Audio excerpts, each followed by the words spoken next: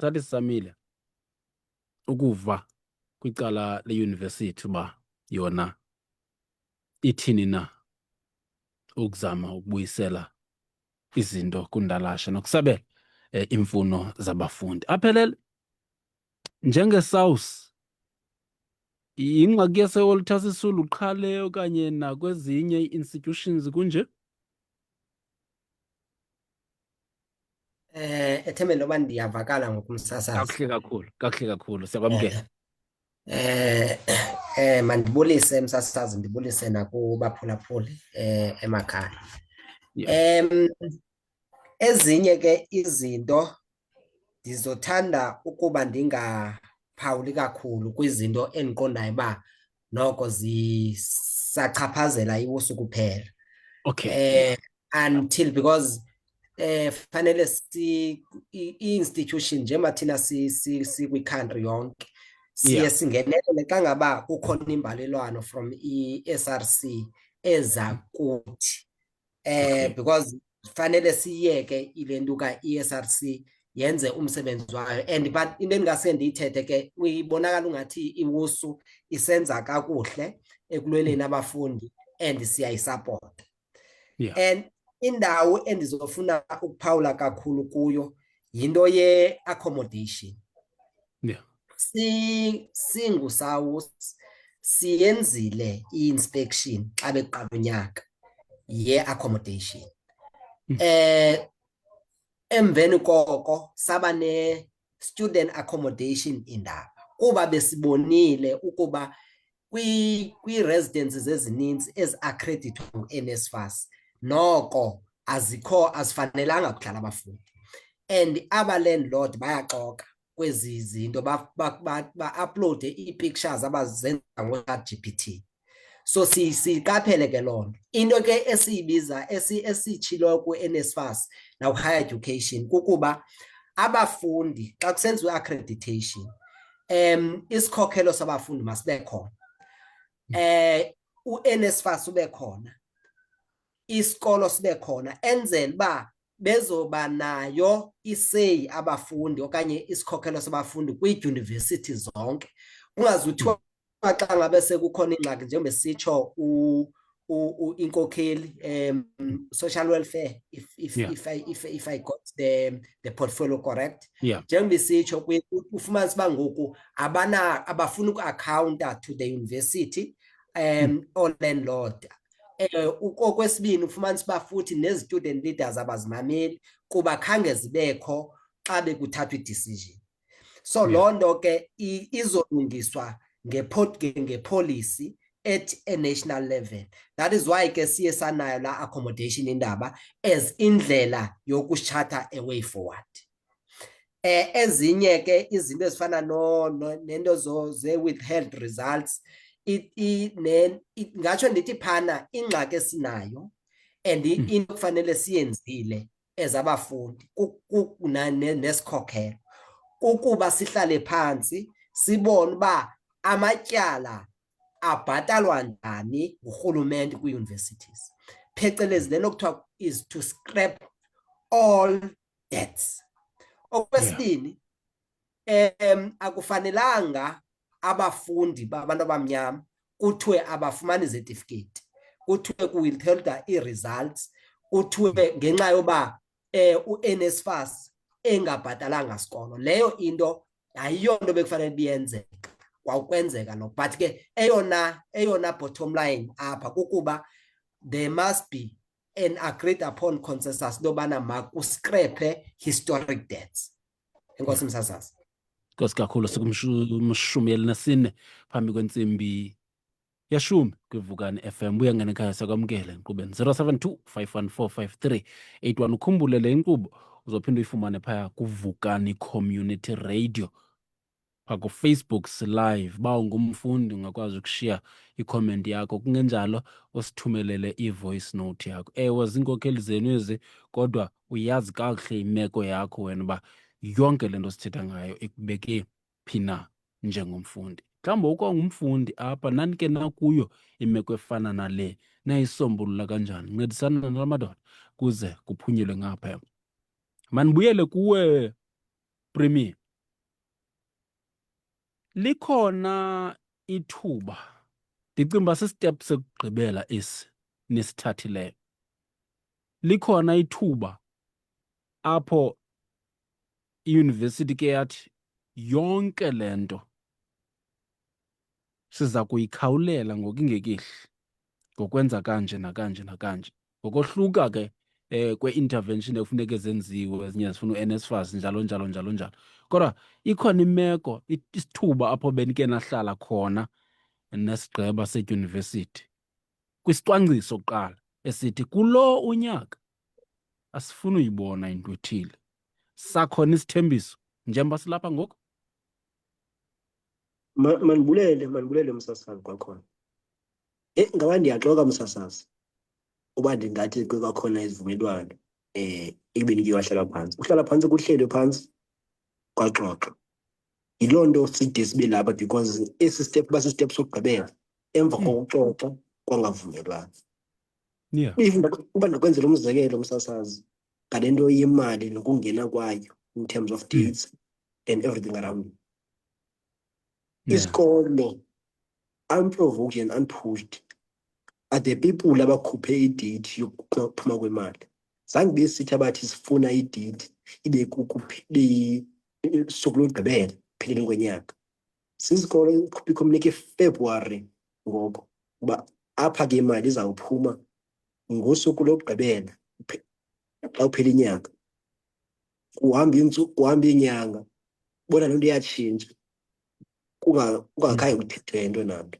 Sihlala phantsi naba bantu siyacela, hayi bo kwenzeka ntoni, masibuyeleni apho sasivumelene khona because nanibhalile savumelana kakuhle, kwenzeka ntoni ngoku. Yeah. So yinto lolu hlobo apha umntu asuke nje isikolo sihlale sodwa sigqibele ekubeni hayi ke sisigqibe sisithathayo esi then siyohlala phantsi without ukucinga ngabona abantu ufanele ucinga ngabo kuqala. Ngoba xa uthetha ngeyunivesithi ufanele umntu oqala ucinga ngaye ngumfundi ngaphambi kwayo yonke into elandelayo that can have a business for university and so on and so forth, because we are not here for a business. Thina ke bantu the primary stakeholders zale nto esithiwa yiyunivesithi. So yinto lolo hlobo loba asinokuthi msasazi ke kwahlalwa phantsi kwavunyelwana ngento ethile uba no into ke ethile ingalungiseka. Yiloo nto silapha namhlanje ekubeni ke msasazi siyazi kakuhle thina ingxaki nengxaki iza nomntu, akho ngxaki izenzekelayo. Ingxaki nengxaki ekhoyo iza nomntu. Loo nto ithetha ukuthi ke ingxaki nengxaki ekhoyo ingalungiseka ilungiswa kwangumntu. Ngutyana, kwesi stage ngokuyazi ngcono imeko yomfundi ngoku sithethayo,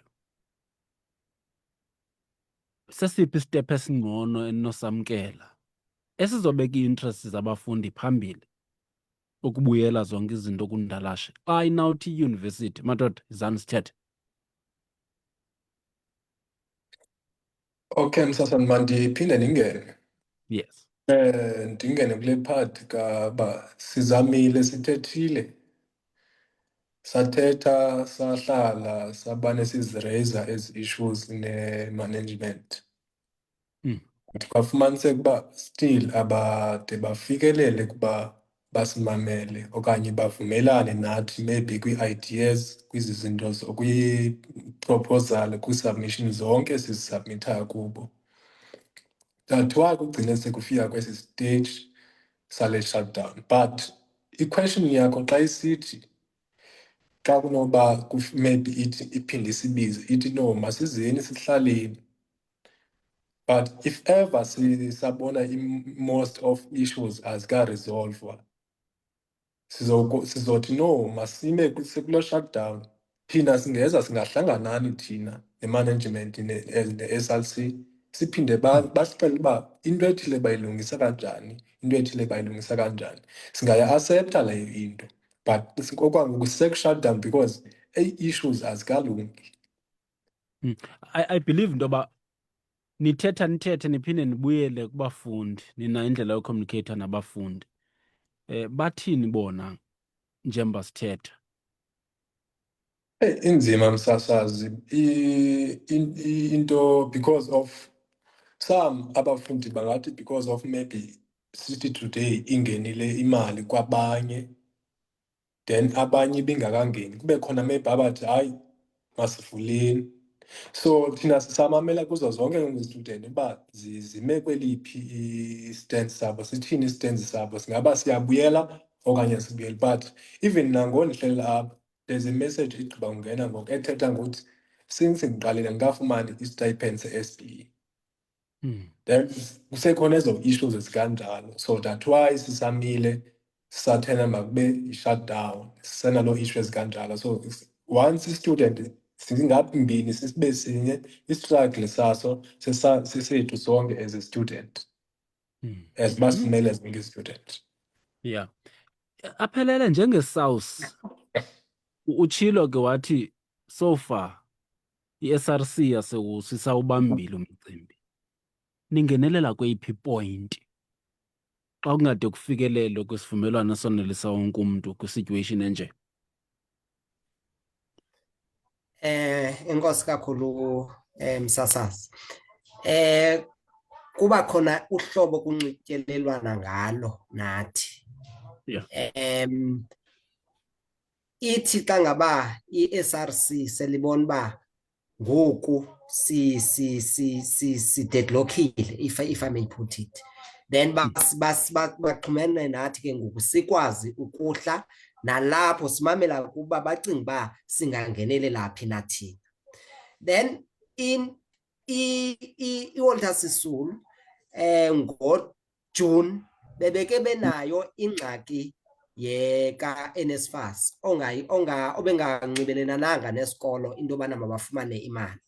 Ibiye yasibhalela ke ile nto isigqeba sakhona sikwazile uba sixhumane no-NSFAS ukuba kwenzela uba kusombululeke loo nto. So kuthi ke xa ngaba kukhona into particularly at a national level that is deadlocking, then isigqeba ke sabafundi sibhalele thina ukwenzela uba sizokwazi uba sikwazi ukusombulula loo nto. Nalapho ke sisamile sathi thina izandla sizivulile kwi-SRC uba ixhulumane nathi so that sizobona uba thina singancedisa phi. Okay. 072-514-5381. Ungena usithini wena naba abantu abakhokela abafundi bayawubeka umcimbi? Uthini wena ekhaya? Ake sijonge singazityeli. Masiye erawundini. Mcethe. Mandibulise mntakaMaliwa. Bhota mntakaMaliwa. Right. Msasazi wethu obekekileyo. Ndibulise ke nakwindwendwe elo unalo apho estudio. Umfundi ke okanye mandithi umfundi omele abefundi abasesitelekeni basewusu. MntakaMeyiwa. Mcethe lona lapha ecala. Simamele kwimpatho. Simamele uze nabafundi apha basewusu. Simamele ke naye ke intloko emele abafundi iyayibeka apha imiba ebangela uba kube azikhwelwa okanye kuhlelwe phantsi kwesikolo. MntakaMaliwa, uyabona wena xa siyijonga nje kakuhle wena nto xa sizikisa ucinga ezinye iingxaki sibazibona sikuzo urhulumente uzifake ngokwakhe kuzo, nathi wasifaka ngokwakhe sisonke kunye nabafundi ke ndisenditsho ke nakwezinye iindawo. MntakaMaliwa, le nto mna kule miba ayibekileyo umfundi lo ndizawuphawula mna kulo kaNomfazi. Kukho le mali kuthiwa nguNomfazi. UNomfazi lo kukhutshelwa ke abafundi aba benzeke into kuthiwa ke ngowesikolo ke ngendlela ibebekwa ngayo. Ndiyaphawula kumfundi kayethetha ke ngoku uchaza nento yoba ke bafike bancedise ke ngale mali kaNomfazi napha emakhayeni kukhwelwe nakuyo kakubuywa uba kabazali ke nyhani bengenamali akuphangelwa mntakaMaliwa. Uyabona wena mntakaMaliwa, masiqale apha siyijonge ngolu hlobo le nto. Uyabona ke sikhule kunjalo, kusiya kuba njalo apho kukho ingqesho khona into enemali khona ukuthi umuntu uyasebenza soze kungabikho ukuphazamiswano ngemivuzo nangendlela zokusebenza. Le nto leyo yaziwa nakuthathatha injalo, into enengqesho enemali phakathi. Uyabona ke le nto ndithi urhulumente kwenye ingxaki uzifake ngokwakhe, wafaka nesininzi esingabantu abasithe eSouth Africa ngokwakhe. Abafundi bayofunda okokuqala, bafundele ukuba bayobe ngabaphangeli, bazisebenzele imali. Nto nje ke ngoku yena usike wazidibanisa zonke izinto. Awukwazi mntakamali ukuthi ube ngumfundi uphinde ube nemali ohambe uyozikhupha ebhankini. Ifana uba uyaphangela kaloku ngoku. Kaba ke mntakamali ndiyayiva ke ibeka umfundi uba bafike bancedise nasemakhaya. Ndake ndanomnqa ndothuka, but ke ndothuki ngoba apha eSouth Africa kufuneka ngothuka oko ziyothusa zonke into zalapha.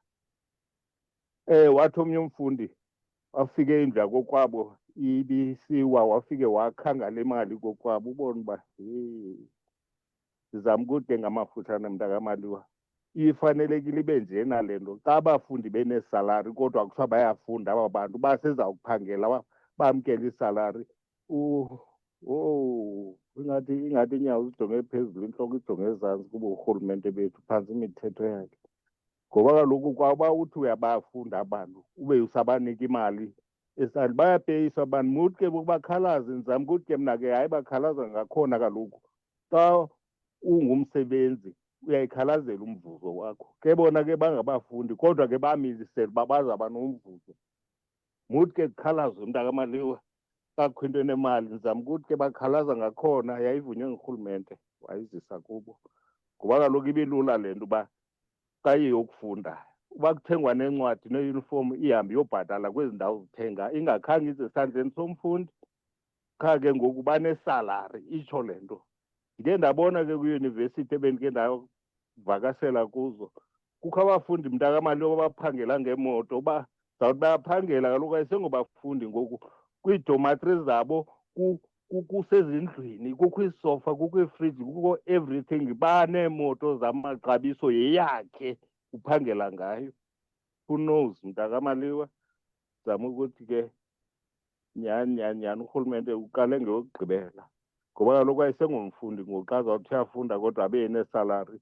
Kodwa ke ndithi andibagxeki, abanatyala. Nendive kakuhle bafundi, andinigxeki, aninatyala, yenziwe ngurhulumente wethu. Nkosi make ndiwime mntamali, uxolo ngobamde ucethe lo erawundini. Enkosi Mcethe. Kodwa kaloku bekade kurayithi kwaphinde kwathini. Okokuqala le mali le yenza zonke izidingo zabafundi, iyiphathi yebhajethi. So kutheni le nto izohamba ibanisima? Iphelela phi Mcethe? And andifuni noba siyijonge kwicala lopeya. Mna le nto ayiko kupeya oku, ayiyo favor le yenziwa apha. That's our system. Uba xa ufunda nazi izinto ozifumanayo. Yile nto isilwelwa ukuze sibe kule ndawo le bayifuna abafundi. Abafuni nto intsha, ibikade irayithi kuphinde kwathini. So apha sixoxa ngamagingxigingxi abangela uba ngoku le nto bebeyifumana bangayifumani. Lapho sikhoyo. Andiqondi uba inento yokwenza noba hayi ugovernment wamosha kwathini bayasebenza. Andiqondi uba fanele siyi-aproache kanjalo le ngxoxo. That is why sifuna uva kubo ukuba kutheni madoda namisa izinto. Cacisela nabazali uba izimiswa xa kutheni izinto. That is why sibabizile. Andifuni sijonge kwicala lobana hayi urhulumente umoshe kanjani ngobana kube khona imali yokuba bakwazi uphila ukuze wena ungumzali ungabi nastresi sokwenza amatyala. Andiqondi uba le conversation mele siyiqale apho. Mandibuyele bendindawoni, besendifikile aphelele kuwe? Okay. But into endiyifunayo ndifuna uba ke ndiyive uba I believe uba le view kaMcethe ibalulekile and isinikeza into ethi abazali bethu inokuba i-perception yabo ithini ngale meko nikuyo. Umzekelo mna ndilikhehle ndizihlelela zothi ezintwana zifuna ufunda ezi. And what is your take kwindlela kwii-concerns zabazali kube kufuneke abafundi belwile khawuze aphelele njenge-SAWS? And into endiyithandayo nizibonile nina ezi scenarios zohlukene ngokwe-universities. Xa ujaja le ingasikhupha phi? And nexesha limkile. Enkosi Msasazi, meloba ndisavakala. Yeah, kakuhle kakhulu. Msasazi, asizuthi kukhona imbono ekufanele singazithatheli ingqalelo. Kodwa ke into endizoyitsho nento umphulaphule bephawula kuyo kukuba ayiyo actually eyona nto besiyilwela le. Iyona nto besiyilwela imfundo yamahala. Imfundo yamahala ithi ke zonke ezi zinto isikhokhelo sabafundi bazikhalazelayo, which is izinto ezenzeka kuzo zonke idyunivesithi. Ufumanisa uba abantu babanjelwa iziphumo zabo, abantu babanjelwa izetifiketi sebegqibile ukufunda kuba bekweleta okanye bekweleta ii-universities. Abantu bangavunyelwa uba mabayograduweyitha kuba naku bekweleta ii-universities ngenxa yoba either uNSFAS akabhatalanga okanye abazali okanye lo mntana lowo ubengenayo kwauba nayo uNSFAS, ngoba no-NSFAS awukho perfect. So into thina esasiyilwela kukuba imfundo mayibe mahala. So kuleke ngoku yemali eyona mali yenkxaso enikwa abafundi babakwazi uba bazithengele impahla zokunxiba. Kuba kaloku awuzuya eklasini unganxibanga, awuzuya eklasini ungatyanga, and awuzuthi kakhulukazi kwakukade kukhona into zekhitshini but phaa uzofumanisa uba uzopheka ukutya angakutyiyo because impilo zisifana.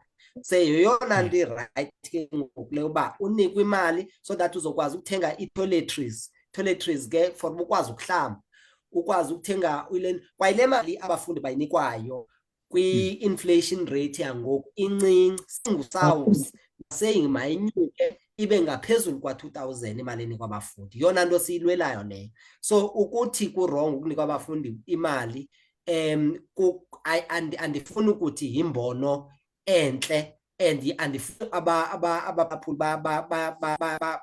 bacinga uba urhulumente usenzela ifiva. Akasenzeli ifiva urhulumente. Kakade abantu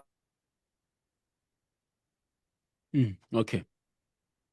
Hayi, ungavumi aphelele le network ikusokolisa kuzo zonke izinto, kodwa ungavumi tu le network ikusokolisa. But manibuyele kuwe Premier. Yabona xa imeko ifana nale, omnye umntu ngoku uzocinga uba ixesha liyahamba, iimfuno zenu funeke ziviwe nazo, funeke zithathelwe ingqalelo. Uthini uphendula lo mntu? Mandibulele Msasazi. Uba umcetha uyayitshintsha. No Msasazi, ixesha lona liyahamba. Kube neemfuno zethu silindele into yokuba ziphelele kwaxesha linye. Kodwa le nto Msasazi, xa sisithi simisa intshukumo eyunivesithi, okokuqala kumi iintshukumo zakufunda nokufundisa kuphela okokuqala, kodwa kuma nabasebenzi ukungena kwabo nokuphuma kwabo nokwenza nantoni na inokwenza nokuqhuba kweyunivesithi. Bendithe ndathi ekuqaleni ke ingxaki eza nomntu ingalungiseka kwangumntu. Iyunivesithi njengokuba nje izinto ezinintsi isiza nazo ngeenjongo zokuqhuba ibhizinesi eyunivesithi. Xa kungaqhubeki zifundo zethu kunye nebhizinesi yabo, then ayina-choice Msasazi, izawuza izobeka indlela. Kuqala ukwenzeka le nto Msasazi, I can tell you loo nto leyo. Apho khona siye sithi sicela indlebe singayinikwa then simise, because once kuma-university kuma ubomi babo, kuma ibhizinesi, which is yeyona nto ndibona ukuba okanye sibona njengabafundi uba iba yipriority kubo. So xa sibambe ipriority yabo kuyatsho kujongeke nale yethu. So bazosimamela msasazi in due time. I believe even le veki iyawuphela sesimamelekile, because asifuni into eninzi msasazi if uyasimamela. Sifuna kuhlalwe phantsi kuthethwe, because siyayazi xa kuhlelwe phantsi kuyawuvunyelwana ngento sawuvisana ukuya phambili, because asingobantu abangafumanekiyo okanye bangafumaneliyo ncam, kodwa sifuni into yokubaleka. Usibaleka njani kodwa uthi zii-primary stakeholders ye-university. So as much as ixesha lihamba msasazi, asinayo ke choice. Ekugqibeleni ngosuku for uba omnye nomnye umfundi omnyama osuka kwindawo okanye kwi-background engancumisiyo funeka sibe senza kanye ngolu hlobo. So ixesha lihamba nomsasazi, kodwa kufuneka kulungiseke ingxaki ezilolu hlobo esingakwazi ukujonga okanye sikuzibetha ngoyapha. Okay, mibini imizuzu emveni kwentsimbi yeshumi. Ngutyana, abafundi bakhona bebesebebuyile emakhaya. Okukumiswa ngkwento bakhona basezirez. Bapha abafundi ngoku. Ndixhalabe uba umkile usister wam ebuyele esikolweni, kodwa nanku ngondiva le nto sithetha ngayo. Mandiyicacise msasazi, as uba notata uMfethe phaa wayebetha kwenye indawo ke kule nto yemali, uba it's not that kule nto imali silwela nje for imali, kuyo yonke le nto le-shutdown. Masiyicacise kakuhle. As i-question yakho ibuza uba bakhona ababuyileyo, bakhona abasezirez. Yes, bakhona ababuyileyo, bakhona abangakabuyi. Even aba bangakabuyi, abanye badiphendeke kuyona kule senti le yasesikolweni ye-food allowance ukuthi babuye. So that's why singavumanga even uba uqhubeke ezo ntshukumo uba kube khona abantu abafundiswayo, abanye bangakabuyi, because abanye baxhomekeka even kwakule food allowance le bingakangeni ngale month end. So how are going uba iiklasi ziqhube kube khona abantwana abangakabuyi, even i-student ezingakabuyi emakhaya? So ngenye part idale safika futhi kwesi step, and even ukucacisa clearly kule nto le nto uba sibe nesarala esikoleni, maybe umntu omdala singamcacisela. Kwezi zikolo sikuzo kufuneka ama-files. La ma-files athengwa ngale mali siyicelayo, siyilwelayo. Kuprintwa ngale mali. Even sawusesikolweni kuzawufuneka uprinte ngemali apha ku-free education le thina sisayilwela still again ingakade ifike le free education. Esikolweni kumele ufake le mali kwilibrary ukuze ufumane la maphepha ufuna ukuwaprinta. So zezo issues, and even ke ngoku kwezi student isezilapha, sometimes affectwa yi-issue yamanzi kwi-residence. Basically, nasana issue even yesterday kwikomani kwi-residence. On Sunday, yes, on Sunday.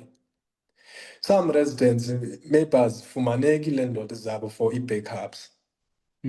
Suppose iilandlord zenza i-backup, because as a student we understand ukuthi ekugqibeleni bazokhokhela. That's why sibana sifaka that pressure.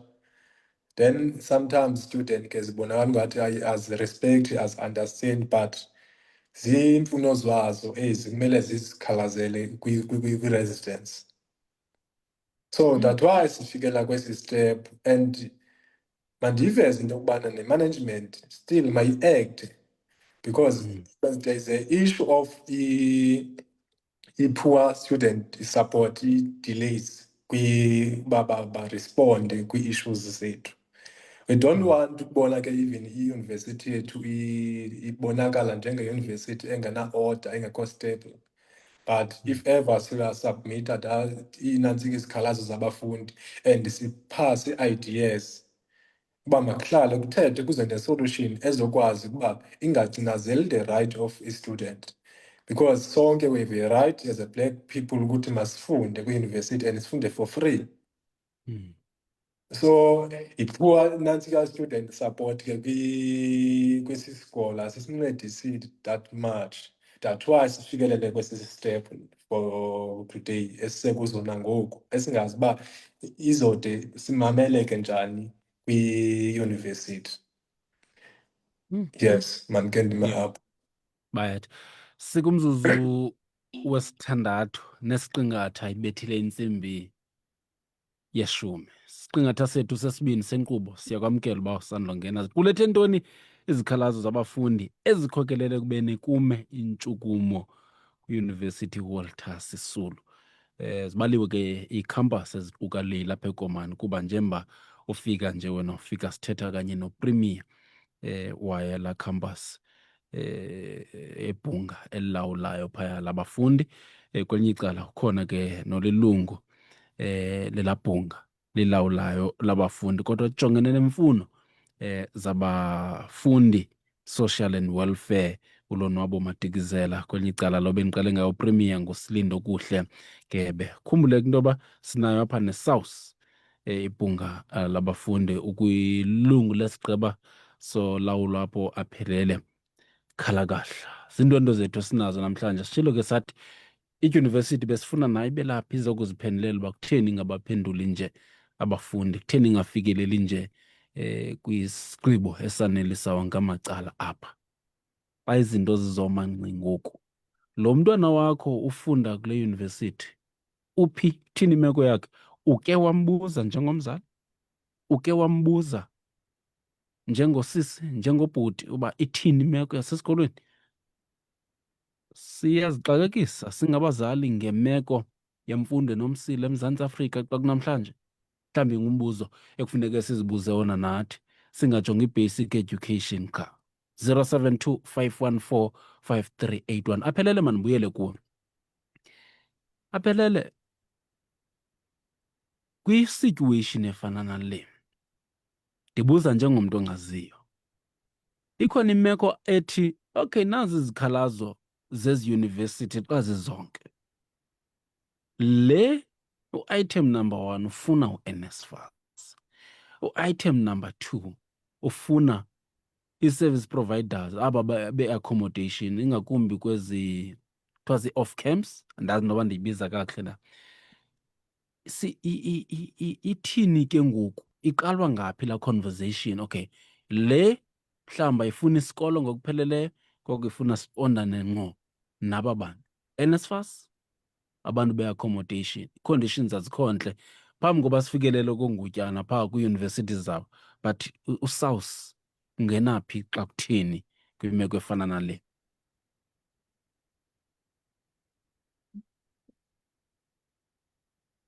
Masibulele msasazi ngombuzo wakho. Uphendula nje umbuzo wakho ndizophendula ngomzekelo. Yes. Kwa umzekelo lo we-accommodation. Le nto uyibuzayo, it's what we call phecelezi separation of powers. Where fanele uyazi uba yephi indawo ofanele ungene xa ufanele ungene kuyo. Ndizowenza nje umzekelo nge-accommodation. Bendike ndayithetha xa besiqala ukuthetha into yobana uSouth uye wenza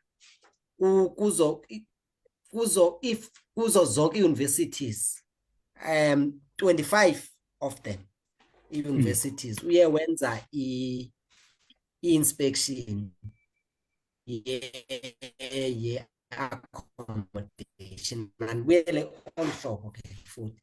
Accommodation kwi-sector kanye ku-higher education ihlulwe kabini. Kukhona kathathu. Kukhona e-ownwa zii-universities. Yes. Kube khona e-ownwa zii-universities, enga-ownwa zii-university but ekhona, that is i-university iyahamba iye ku-landlord ithi ndifuna ukuhlalisa abantwana bam. Kube khona ke ngoku i-contract between i-landlord and i-university. Kube khona what we call accredited accommodation. Le iphathi ke ibisaphayilotwa, uphayilotwa ukuba bekusajongwa kwi-institutions into yobana inosebenza khana i-landlord ndinengxaki yenetwork ngethembe noba ndisavakala. Yeah, savakala. I-landlord, yes, i-landlord iba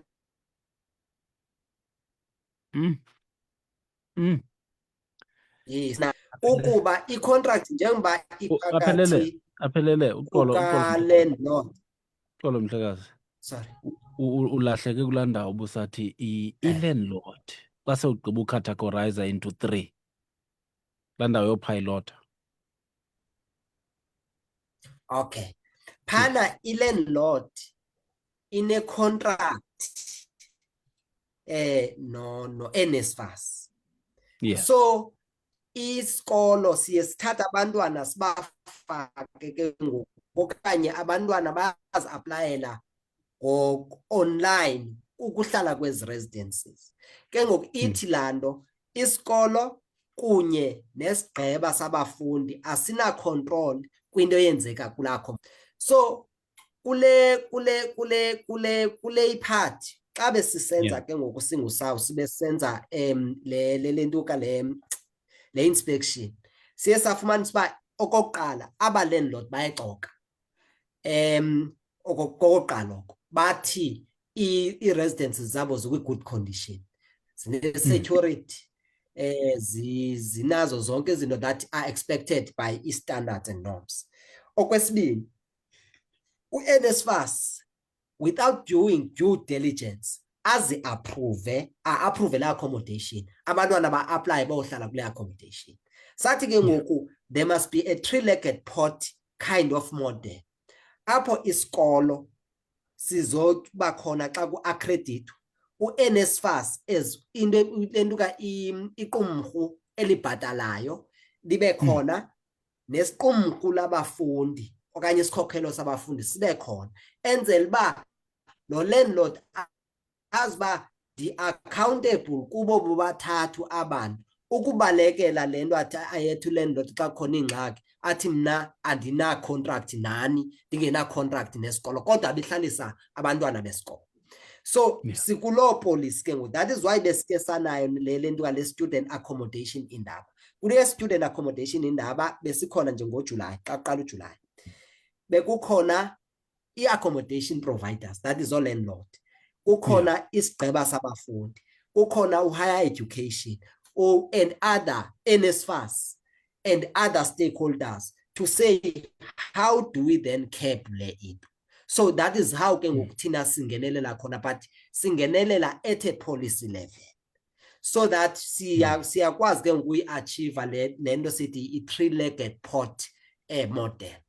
So that is where ke ngoku uSouth engenelela khona uba le nto it's an ongoing conversation and we have a model esithi u-NSFAS must apply it ukwenzela uba abafundi bethu bangabikho subjected to as inhuman conditions ba-subjected kuzo across the country.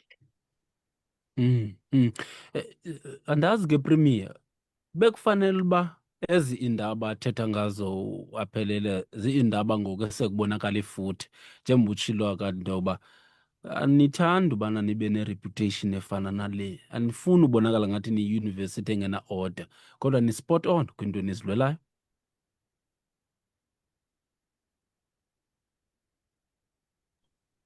Bekumele uba sezibonakala Msasazi, bekumele sezibonakala kodwa ke singabantu that can understand ukuba xa ezinye issues issues of big magnitude okanye of the country at large, they can be problematic because if you've heard some of these ezingxaki sizithethayo, you'll find uba ngokomzekelo kukho iingxaki ezifana nee-gap investigations, meaning zii-problems that are there eSouth Africa at large, not just nje eWusu, not eCommand campus, not eWusu mhlawumbi naseFort, but in every institution of higher learning. Yeah. So such issues then become very problematic as well, because you can't even speak in a university to know we're having this problem, because it will tell you, but no, nathi sithi kwe-NSFAS asiyifundi le ngxelo. So ezinye problems xa zi-affecta the nation is bit large, we can expect no, we can wait on this one. That's why even when we're counting issues, we management, because we have these issues, even these ones that is counted goes all gap investigation. But we are not speaking much on them. But no, we watch this and that because we know but the university that we are fighting currently doesn't have power around. So we're trying to be even logical in our approach. Even if we know but no, we can't be afforded or we can't be given this one. So issues esiyazi university ingakwazi ukusinika they remain in demand. Then issues which we know that they are of big magnitude, then we are very ready to be patient around them. Ngutyana, ndizama ucinga ke ngokuba ukuba nina le ngxaki ngoku sesiphakathini sonyaka, zama ucinga uba inoba kuringa ntoni kuni njengesikhokelo sabafundi. On top of loo nto kuthiwe I wonder kuzawuba njani ngoJanuwari xa sele kufika abanye abatsha phezu kwaba bakhoyo. Kasijonge ezi challenges. Okay, Msasazi mandingene. As the challenges because of even akusekhona sekuphakathi nisayaphela unyaka. Sijongene ne-issues maybe besiziraise ngoJanuwari, of which some issues besiziraise last year sizongena ku-2026. Issues ke ezifana nento zama-accommodations, maybe residents ezingenazo i-study room, ntoni sasiziraisile before sifike ku-2026. Yeah. Ethembeni even office ka-SARS ke leadership ngalo umamele kwezi issues ne-accommodation phakathi. Ezinye izitandard norms azikho azimithwanga kwezinye izi-residents. Even ke afishi loo nto i-affecta i-country yonke kwezi residents. Because into ebesinayo ke ngoku kwi-SRC maybe proposed kule inspection, even noba sekushuzwe i-representatives ze-student. Xa kusenzeka inspection, suppose i-students bakhona kuloo residence. Kuzokwazi uba bahambe beyenza le inspection, babuze nakwi-student ukuthi is this microwave ayifikanga ngexesha sizokwenza inspection now. Because sometimes ezinye iilandlord zine-residents ezininzi. If ever kuya-inspectwa in this area ndikuyo, bazoza microwave. Xa sekuyisiya kwenye area, bafike bayithathe le bayise kuloo area. So bekuyi-proposal as a representative ngathi bangathi ba-inspect even i-student ukuthi njengoba sizo-inspector maybe ngoJune, oko kuqala uJanuwari until June, ezi zinto bezikhona na apha kule residence. Because sometimes kwenza i-inspection i-student zingekho. Yes, bazofike bazibone nto and ii-pictures zizothathwa siwe from to NSFAS. Then ke siphinde siyimamele necala labo le ndoda sibashiyeke ecaleni because of i-delay kwi-payment u-NSFAS wenza i-delay azibhatale kade ile ndoda. Sifumane ke i-issues ze-shortage zemibane yonke laa nto. But ke siphinde si-understand uba ile ndoda mayibe ne-backup. Because xa seyikhokhela even the full amount i-student besithenga amanzi engekho kwi-residence, sizokhokhela the full amount. So kulaa mbuzo wakho maybe in coming years for next year, as we are fighting now, we are still fighting ukuthi izinto zeyunivesithi mazihambe ngendlela eyiyo. Asilithandi eli siko livele kuso lokuba ukuze kulunge izinto i-suppose makube yi-protest okanye ibe yi-shutdown. Yiloo nto sithumela kubikhwelo kwiyunivesithi ukuthi mayisimamele xa sireyisa ezi concerns zezi student. Because apha siyaba suffering, but as ke i-University of Fort Hare siyafuna uba nayifane nezinye university, kungabikho yona yodwa maybe kuthiwa isemgwaqweni oko inama-shutdown as uba zonke ii-campus beziku-shutdown now. So sinethemba lokuba ke ngoku next year still bazosinika sizawuqhuba kahle, and if ever baqhubi kakuhle still sizawuqhubeka sifayithe as i-SRC ekhona, and sizoyivuyela naloo nto ukuthi as simele student asizibaleki even if zine-issues simanazo. If we are going to protest, yoprotesta nazo because zi-student nathi, and you are right, funeka sizipractice ii-right zethu as i-student. So lilonke nje msasazi kwezi issues sinazo siyalihlaba ikhwelo kwi-university ukuthi mayike simamele, si-raise zonke ezi issues, siveze ii-ideas zethu esinazo uba maybe ngathi zingalungiseka kanjani iingxaki zabafundi ukuze i-brand ye-university ikhule. Mandiphela apho msasazi. Right, 22 emveni ko-10 o'clock. Taluba. Mandibulise mntakaMaliwa. Khanyisile buti. Ndibulise nalapho kuloo madoda uhleli nawo apho. Apho kwabo bafundi, kubo bonke abo bantu uhleli nabo mqathi, wena bawumaliwa. Into eyenzekayo wena bawumaliwa, i-most yezi-varsity, one mistake sibe kuJuni, xa sibuyelayo kuJuni, kubakho la magingxigingxi. Ndiyakhumbula koomayunitra phaa kudala, ngooma-1998, 97. Hayi edla ngoba khona la magingxigingxi, bancama abakhulu ababuye. Le nto lena ke ngoku yade yazawungenela ke ngoku nakwezinye ke ngoku i-institutions. Le nto mntakaMaliwa ikwaphaa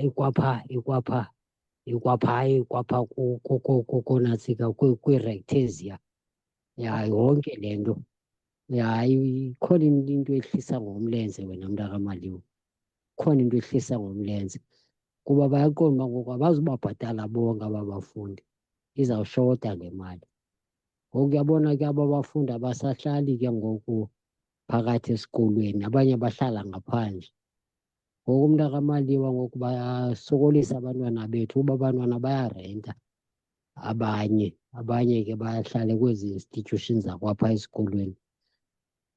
MntakaMaliwa, hayi, into ikwaphaa embizeni wena mntakaMaliwa. Into ikwaphaa. Ndiyayithemba ke futhi ikomani ke uthanda uhlisa ngemilenze mntakaMaliwa.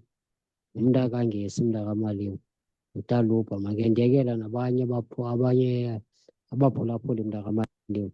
Enkosi mntakaMaliwa. Enkosi Taluba. Ndiyayithanda into yoba hlomlani nge-future yabantwana, hlomlani ngekamva lolutsha oluzabalazela into yokuba izinto zibe ngcono ngomso. Iyakuncedisa loo nto iyawubonakalisa ubuzali obukhathalayo.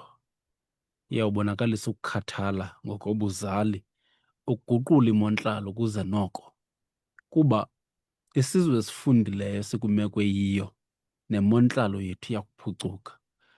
Yiyo le nto kubalulekile uba sizixakekise ngemfundo nokuba ikwesiphi na isigaba. Uthetha kanye ngomcimbi wokuhliswa ngomlenze, unika i-homework ke ngoku kuzawufuneke ndijonge uba umcimbi ko-former CEO kwa-NSFAS Andile Nongoko uba waphelela phi na kwelaa xesha uMinister of Higher Education ibinguDr Blade Nzimande. Ndikhumbuza enye into, enkosi kakhulu Taluba ngaloo nto. Masize kuwe Premier kwakhona.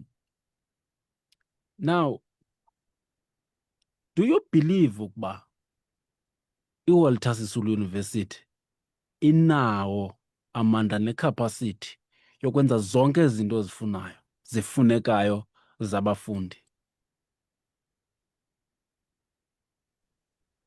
Msasazi, iWalter Sisulu ngaphandle nje kwebhilifu ngoqinisekileyo inawo amandla okuzenza ezi zinto.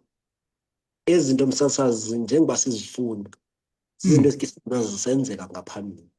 Asifuni into entsha esingathi hayi mhlawumbi i-results zazikade zingakhutshwa kwakudala zakuJuni zazikhutshwa ngaphambili.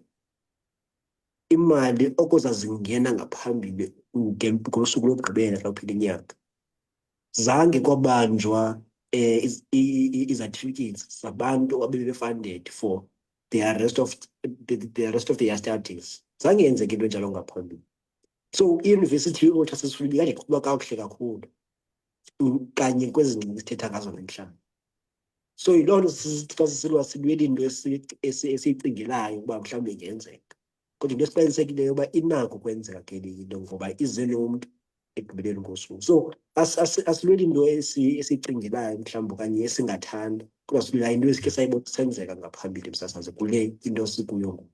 Kodwa ke asiyazi inintsi into eyenzeke kwiyunivesithi iWalter Sisulu from the last year. Ana ekutshintsheni kwesikhokelo sesikolo, uvice chancellor, tshintshwa kwabasebenzi bathile neendawo ezithile-thile.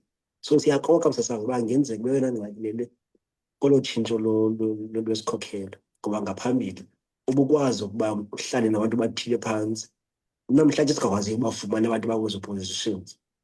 So yonke into esiyifunayo msasazi ingenzeka kakuhle.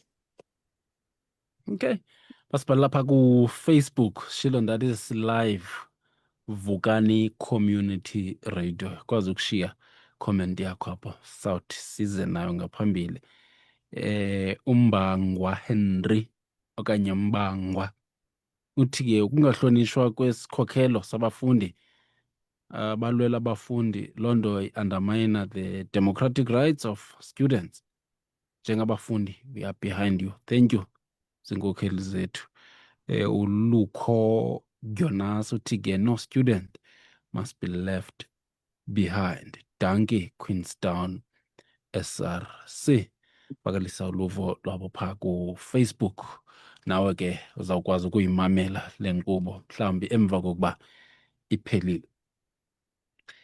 Uyanqwenela ngutyani ungena kulo mbuzo ndiwubuzayo uba iyunivesithi yiyo eyekayo ngapha koko amandla akhona ukuguqula zonke ezi zinto, noko ibe yinto yezolo mani, ungahlali nje siprediktha into yokuba kuzawuphinde kwenzeka into abangayithandiyo abafundi basewuso. Mandingene kancane msasazi ndiphawule kulo mbhalo question ugqiba kuyibuza kuPremier.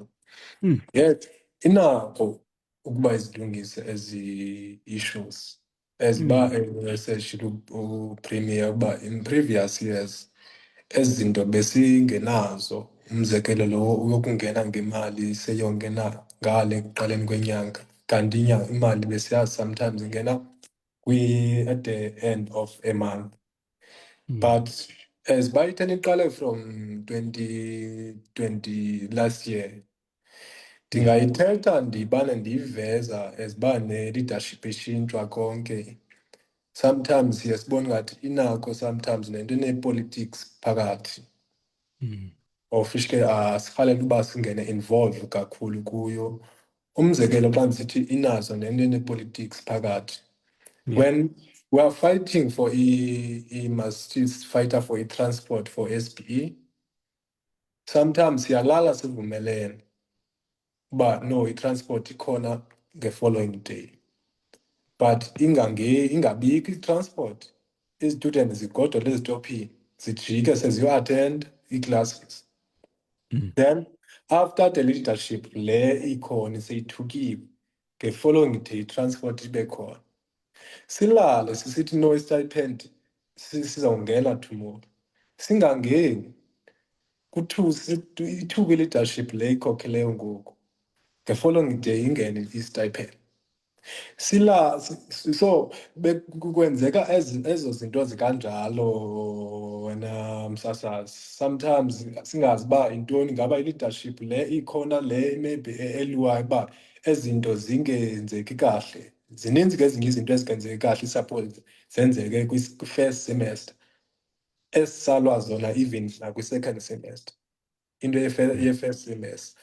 So sikanjalo, but i-university singasho sithi inawo amandla yozilungisa ezi issue, because as sisi-student ezifundayo siyabona mos ukuthi as sine-bursary, NSFAS kofunza zonke ezi bursaries, zonke ezi fees, zonke izinto ziyazikhokhela. That's why ndithi inawo amandla ukuba ilungise ezi issues. Bendifuna kuloo nto. Inkosi kakhulu. 29 phambi ko-11 o'clock. Hayi la madoda adiniwe, mandiwakhulule ngoku. Kodwa mandiqale kuwe Aphelele njenge-South. Athini amazwi okuvala? Into edala uba nditsho kanje kuba siqale sayondlalela ubana nina ningenelela xa kutheni. Cinga lo gogo ngoku unomzukulwana wakhe okuthe elilona themba lapha kwakhe, ongayaziyo ke ngokuba xa imamelela ingxoxo ayinawo umva, ayinawo umphambile kwicala lesisombululo. Betshilo ke uPremier noNgutyani into yokuba hayi sike sakuyo le position, so yonke le nto izawuathenda. Bacinge kanjani abazali xa besiva bebona imeko enje kwindlela yethemba lokuba izinto zizolungiseka? Ikhona indlela yongaxhalabi? Kwaye xa beninawungenelela ngoku, beninawuyiqala ngaphi imeko yaseWalter Sisulu? Ndiyibuza kanje nje le nto yokuba ii-scenarios zizofana, kwenye iyunivesithi izoba yenye ingxaki, kube kufuneka i-intervention ekhawulezileyo. Nibe beniyondlale ngeza iindaba, nikhawulelana nezinto ezifana nale. Ayikho lula le nto Aphelele.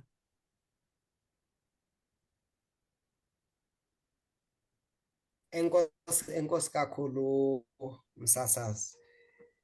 Ndizofuna ukuthanda ukuba ndithi ukunaba kancinci kuba ke zinintsi izinto ezi-affecta abafundi. But kuqala ndizothi njengoba benditshilo isikhokhelo through upresident no-SG bayakwazi uba basibhalele for intervention, and then i-meeting nabo singanayo and intervene where we can. Umzekelo xa bethetha ngento yobana kuba khona izivumelwano that eziye kuvunyelwane ngazo zigqibe zingenzeki, i-management iya-accounta to ile nto ka iqumrhu, that is i-council. I-council i-accounta kuminister. So thina siyakwazi ukuba ke sisenze le nto kuthiwa yi-top down approach. That is number one, if there is i-crisis ye-governance. But kwezi zinto zi-affecta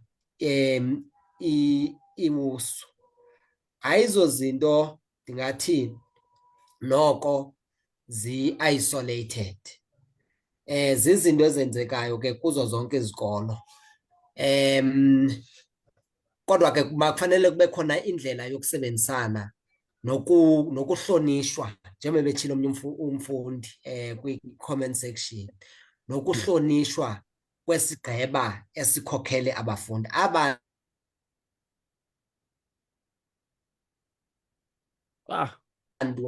Network ayisoze sivumele yona tu. Ifanele bethu stay away nayo kodwa ababambilanga si-statutory board. That is number one.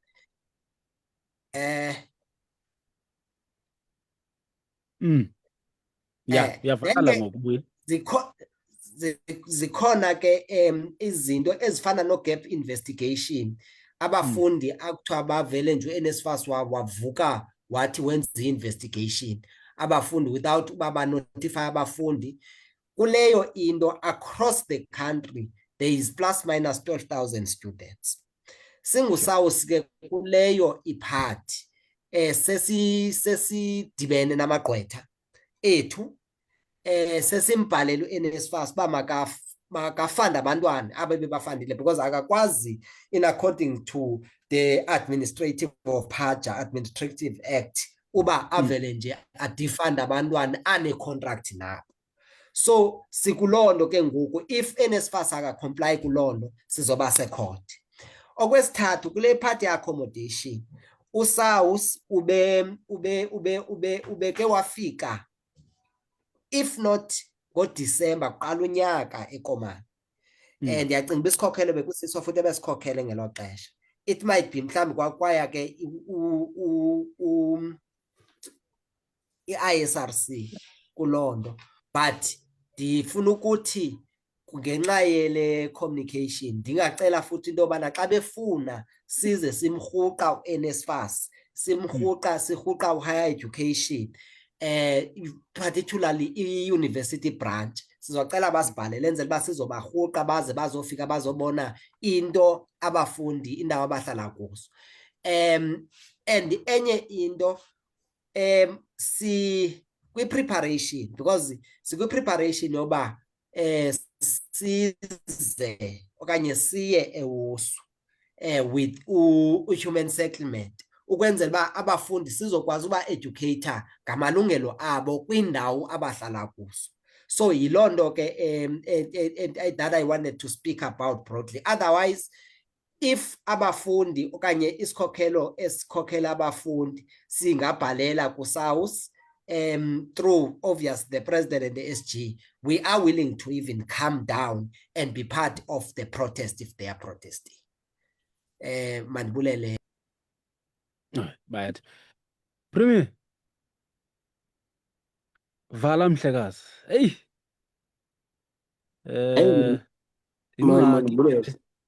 ingxaki ke le because ke ndiba ndinomntwana ngoku phaa ngokwekhampasini ngoku ndithe yaba ndizawuthi into yakhe mhlawumbi mandibuze umbuzo unfair othi Premier ukusuka kule point masilindele ntoni nini kwicala lenu okumandla wenu?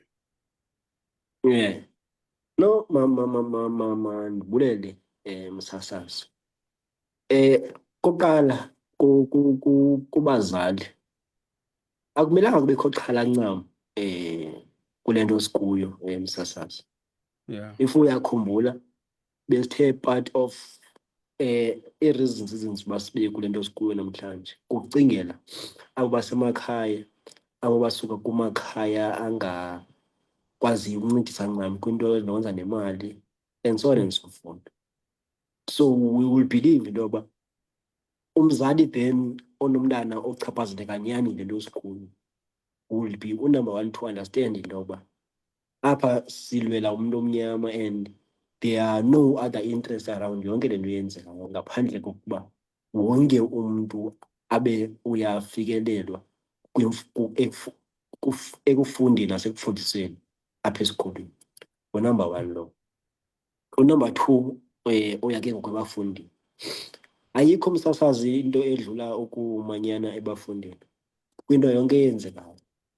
If we are having le nto kuthiwa yi-mission and it's a generational mission, then no one can come and conquer whatever purpose esinayo kwinto esiyenzayo. And I think we've said le nto le kubafundi ke abasibakhokhele kuqala xa siqala ubakhokhela uba part of izinto esizawuzenza asibakhokhele is not to just fight for them, tell them ukuba no invest wrong and so on and so forth, but it will be to capacitate them with the necessary information and the necessary tools for them to be able to fight for themselves. Because at the end of the day, asizuhlala sikhona. At the end of the day, we want to understand zonke issues too, the main causes, because just ngebhunga elikhokhela abafundi, we are speaking of 6 members elikhokhele over 4,000 students. So we have that duty to conscientize the students. And the only thing about students ezingayenza at this point in time, when they understand better, this is why we are sensing and think again for our sisters and brothers, because I can tell you, honestly, don't affect all of us. Not all of us are affected. we have a few ekwazileyo apha napha ukuphoseka zezimali, but they ought to be part and parcel of into esiyenzayo, because the following day inganguwe, then what will then happen? Yeah. And also msasazi, it must be understandable but whatever esilwela ngoku, we have something esisithethe siyibhale phansi uba no, there must be something that is written and signed. Why is that? Because we're avoiding to be having a very same issue in the coming year. I think I'm answering the question, but then what will happen the following year? Yeah, so we're fighting for generations to come. Whilst we're just in this year. So we're fighting, but it shouldn't be a problem. At the very same time, because students ayimelanga banyuse kakhulu amaphaphu, but imele ba-conscientize as to what is expected and what should happen esikolweni, because ewe singafunda ukufunda but ukufunda sibe siqhubeka siqhutywa ngendlela engafanelekanga ayo option. Okay. Ngutyana, kukude kulo thambo, vala buthi. Enkosi kakhulu msazazi. Hayi, mandivale ngelithi if ever as i-student sikwazile uku-understanda imeko esijongene nayo, sa-united in whatever maybe esine-issues zayo, sa-understandana, ndingayifaka la part okuba still mabacontinue beyi-trust i-leadership yabo as uba nabo si-explainile uba what's going on, because since uqala lo nyaka maybe i-leadership yayo kodwa kwenzeka i-issue, then kuthiwe hayi no, is this SLC lead by a organization ethile kube kune-politics. Still i-student must qhubeke ziyi-trustana because sivezile nazi i-issues zisho public uba what's going on between i-SLC and university. So silahlana phi, and nansi inhlobo masihambe ngalo, that's why sifikelele even le shutdown. Some students affected indaba shutdown, some ziyanantsikela ziyalweleka because of azikwazi ukwenza nto, izinto iimfuno zabo zingekho. It's just by student must understand imeko esijongene nayo kwi-university. Then if ever sibanika that directive, which okay, as basini-representer masihambe ngale direction, of which ke ngoku ilesi kuyo ngoku, ezinye issues ziyazilungiseka, even nemali ithi yangena le i-food allowance, but ayingenanga ngale ngezi date sizicela ngazo. Asazi next month uba zizoma njani, but still we are fighting for that uba kulo imali mayingene njengeziqhelo. So bendifuna nje ukufaka la part kwi-student uba mazi-understand imeko, nabazali basi-understande, basixhase apho basixhasa khona. Asilweli only imali, silela i-good quality education here. So bendizofaka nje loo nto kwi-student mazicontinue zibhiliva kwi-leadership leyo zisezayidiplo uba mayibakhokhele. Thank you. Madoda, ngokulinganayo enkosi kakhulu. Masithembe into yoba sawuphinde sibuye ngolu hlobo kweli qonga sifumane update nokubana ukusukela namhlanje ukubheka phambili intoni entsha ngelo xesha xa sobe sithetha ngale ndlela sikwazileyo ufumanana ngayo. Endicinga uba kufuneke singathi la makhehle nala makhehlekazi ayafuna ukwazi uba kwenzeka ntoni kwezi institutions. Xhalabile ngokuba kwenzeka ntoni kuni. Ndicinga uba ke ingaba kanti sisiqalo esi. Masibulele sibamba ngazo zibini. Ndikhupha ngengoma Mzwakhe Mbuli, Freedom is Victory. Danke madoda, siyabulela. Zisuku zidumzi, wibhadi, no-Arthur Damaliwa.